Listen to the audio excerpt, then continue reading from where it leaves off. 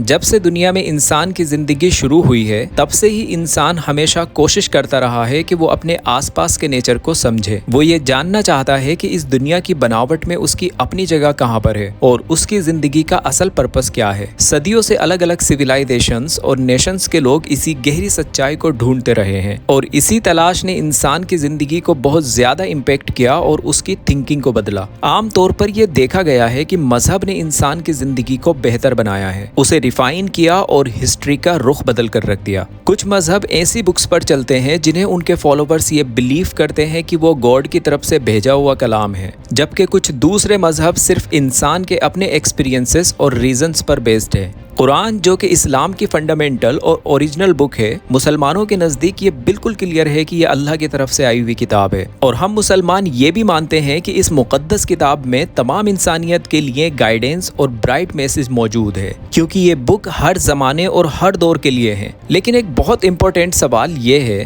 کیا قرآن آج کے ماڈرن دور میں بھی سائنس اور ریزن کے ٹیسٹ میں کامیاب ہوتا ہے؟ کیا قرآن کی باتیں آج بھی سچ ثابت ہوتی ہیں؟ ہماری اس سیریز میں کوشش یہی ہے کہ ہم قرآن کے بارے میں ایک ایسے فنڈامنٹل بلیف کو ٹھیک سے ایگزامن کریں کہ کیا قرآن واقعی اللہ کی طرف سے آیا ہے۔ جب ہم قرآن میں بتائی گئی باتوں کو آج کی ماڈرن سائنس کی روشنی میں دیکھتے ہیں تو ہمیں ان میں کوئی کانفلکٹ یا ایرر نہیں دکھتی۔